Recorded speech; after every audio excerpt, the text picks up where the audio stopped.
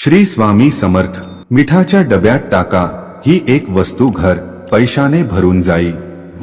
मित्रांनो, घरातील मिठाच्या डब्यात ठेवा फक्त ही एक वस्तू, गरिबी कायमची दूर निघून जाईल आणि पैसे येण्याचा मार्ग होईल मोकळा। आता लक्ष्मीच्या आशीर्वादाने तुमच्या जीवनामध्ये होईल धान्याची वाढ। मित्रांनो, एका गोष्टीला समजून घ्यायचे आहे की ज्या व्यक्तीच्या घरामध्ये मिठाचा डबा असतो तो सरळ सरळ त्या डब्याची आर्थिक दृष्टीने संबंधित असतो।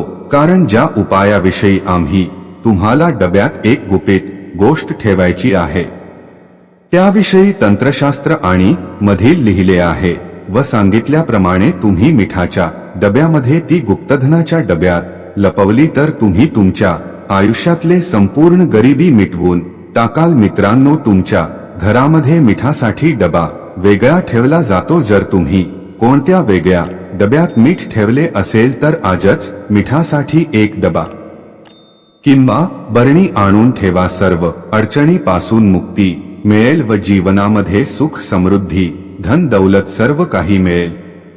आणि हे मीठ आपल्याला सहज वेगवेगळ्या ठिकाणी उपलब्ध देखील होऊ शकते। मिठाचे असे अनेक उपाय आहेत ज्यामुळे आपल्याला दीर्घायुष्य प्राप्त होत। त्यामुळे अनेक काही गोष्टी आहेत ज्याने आपल्या आयुष्य कमी होते। मिठाचा उपयोग अशा पद्धतीने करावा याबद्दल अनेकांना फार माहिती नसते, शास्त्रामध्ये सांगण्यात आलेले आहे। मित्रमैत्रिणींनो, पुढे जाण्याआधी आमच्या चॅनलला सबस्क्राईब करा आणि कमेंटमध्ये श्री स्वामी समर्थ नक्की लिहा की मीठ व काचे दोन्ही राहूचे कारक मांडले आहेत। म्हणून जर आपण घराच्या एका कोपऱ्यामध्ये काचेच्या बाटलीमध्ये मीठ ठेवले तर घरातील नकारात्मक ऊर्जा नष्ट होऊन सकारात्मक ऊर्जा तयार होते। ज्योतिषशास्त्रानुसार स्टील किंवा लोखंडी भांड्यात मीठ ठेवले तर तिथे शनी व चंद्रावर त्यांची युती होते आणि हे आपल्यासाठी खूपच घातक सिद्ध होते। हे रोग व शोकाचे कारण बनते। मिठाला प्लास्टिकच्या भांड्यामध्ये सुद्धा ठेवू नये। मिठाला काचेच्या बरण्यामध्ये ठेवले तर त्याचा वाईट प्रभाव आपल्या जीवनावर पडत नाही। स्वयंपाक करताना मीठ कमी जास्त झाले तर आपण ते नंतर टाकू शकतो, परंतु स्वयंपाक करत असताना भाजीला चाकून पाहू नये। यामुळे आपल्या जीवनामध्ये दारिद्र्यता येते।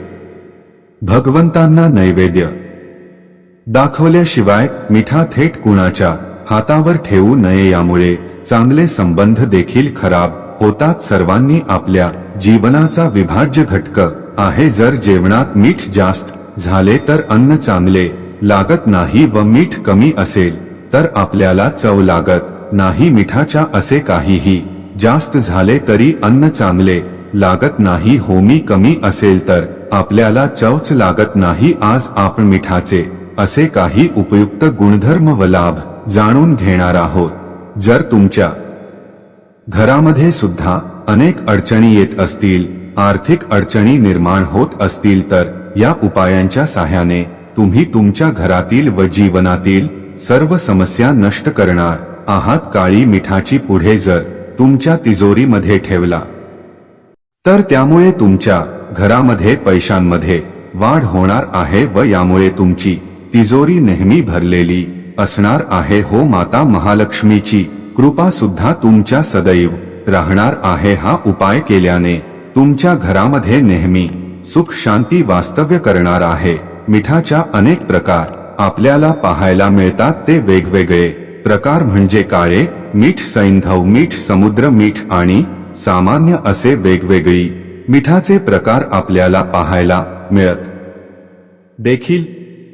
आपल्या जीवनामध्ये अनेक संकटी अडचणी येत असतात, ते संकट मिठाचे साहाय्याने दूर करण्यासाठी काही महत्वाचे उपाय आज आपण या ठिकाणी जाणून घेणार आहोत। मीठ सांडले तर ते सुद्धा अपशकुन मानले जाते। मीठ पडल्या शुक्र व चंद्र दोन्ही ग्रह कमजोर होतात।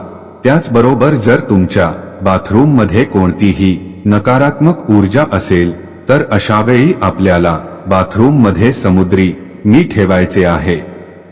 यामुळे तुमच्या बाथरूम मधील वास्तुदोष पूर्णपणे दूर होऊन जाईल. यानंतर ना दुसरा उपाय आपल्याला एका काचेची बाटली घ्यायची आहे आणि त्या भाची काचेच्या बाटलीमध्ये आपल्याला मीठ भरायचे आहे आणि ही बाटली आपल्याला बाथरूम मध्ये ठेवायची आहे. असे केल्याने आपल्या स्टील भांड्यात मीठ ठेवले तर अशा वेळी चंद्र व शुक्र यांची युती होऊन त्याचे परिणाम तुम्हाला भयंकर होऊ शकतील.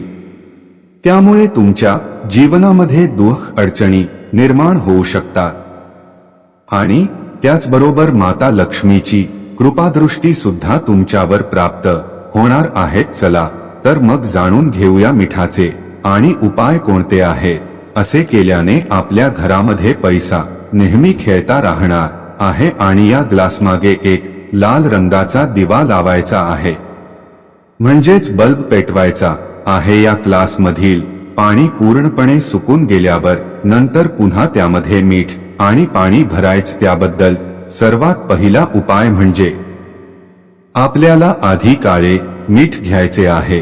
ते नीट लाल कपड्यांमध्ये ठेवून त्याची पुरचुंडी आपल्याला बनवायची आहे आणि ही पुरचुंडी आपल्याला मुख्य प्रवेशद्वाराजवळ लावायचे आहे. यामुळे तुमच्या घरामध्ये नकारात्मक ऊर्जा प्रवेश करणार नाही.